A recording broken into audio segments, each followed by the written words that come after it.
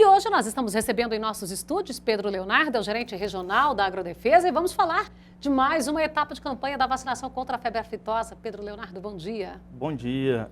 Já estamos começando. Exatamente. Essa é a segunda etapa de imunização. A estratégia vacinal de Goiás, ela contempla duas etapas, a de maio e a de novembro. Essa etapa de maio serão imunizados novembro? A de novembro serão imunizados animais até 24 meses. Então não é aquela do rebanho todo? Não, ela é uma vacinação parcial. Na verdade, no estado de Goiás, pretende-se imunizar aproximadamente 10 milhões de animais, de um rebanho total de 21 milhões. No município de Jataí, pretende-se imunizar aproximadamente 212 mil animais, de um rebanho total de 300 mil. Agora, tem aquele detalhe ainda daqueles animais que já estão numa escala para abate, né? Ele pode...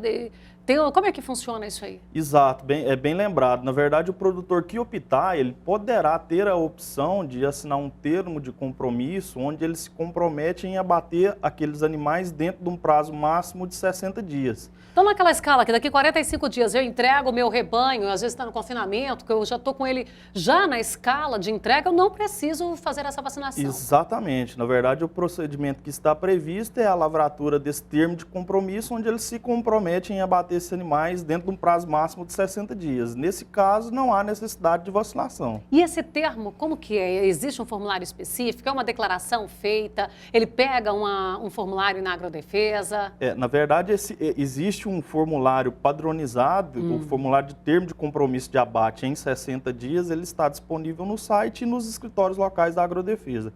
Ele entrega esse termo de compromisso juntamente com a declaração de rebanho existente, que é importante a gente falar que mesmo o produtor que não tem animais em idade vacinal, ele precisa realizar o procedimento de declaração de animais existentes. Essa declaração não é só dos animais vacinados? Não, é a declaração dos animais existentes, inclusive animais de outras espécies, bovinos, bubalinos, equinos, inclusive rebanhos de aves e suínos que ele tiver na sua propriedade. Asininos também. É a oportunidade que o serviço oficial tem a atualizar esse cadastro do produtor.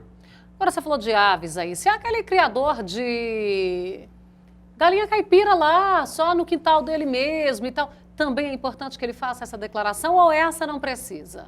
Fabélia, na verdade é importante, porque dentro das estratégias sanitárias que envolvem o rebanho de aves, a gente precisa ter um índice efetivo de rebanho existente.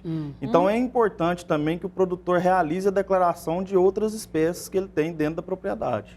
Aí, por exemplo, se ele tem lá 80 aves, vamos imaginar que ele esteja lá com 25 galinhas e 55 frangos. Na declaração ele consta isso. É importante que ele faça essa declaração para o serviço. Tem 5 patos, consta os 5 patos. É importante que ele faça essa declaração, porque na verdade todos esses animais são reservatórios em potencial de possíveis enfermidades. Bom, então só para a gente deixar assim, tentar pelo menos esclarecer, tem muita gente que às vezes chacareiro, pessoal na cidade que cria uma galinha e tudo, e não entende exatamente por que disso. Ocorre que qualquer animal, ele pode ser o abrigo de uma doença, de uma peste que pode, de repente, dizimar ou trazer grandes prejuízos, não é isso? E o exemplo mais claro disso que você está falando é a questão dos suínos acelvajados ou dos javalis, que a gente tem encontrado abundantemente em nossa região.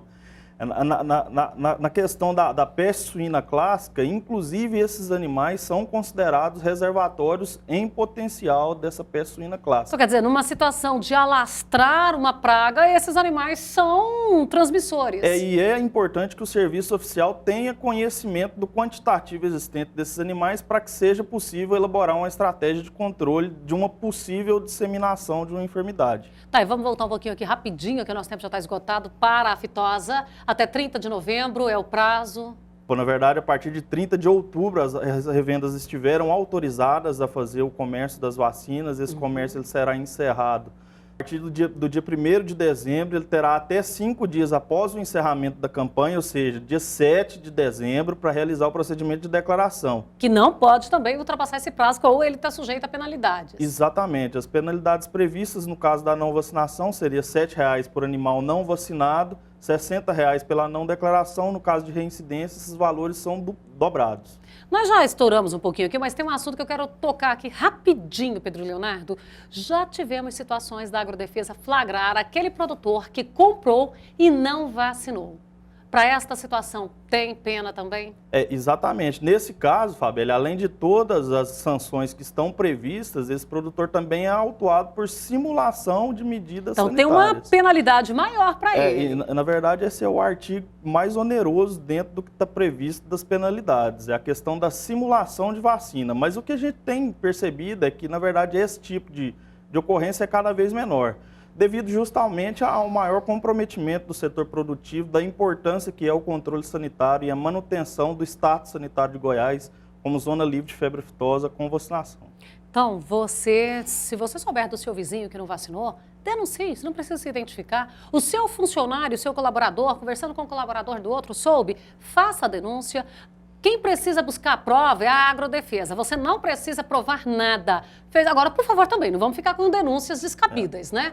Se você soube da informação, leve o máximo de detalhes que puder para a Agrodefesa, não é isso, Pedro Leonardo? Exatamente. O que a gente tem percebido é um comprometimento cada vez maior. O produtor tem sido o principal parceiro da Agrodefesa na fiscalização dos produtores inadimplentes.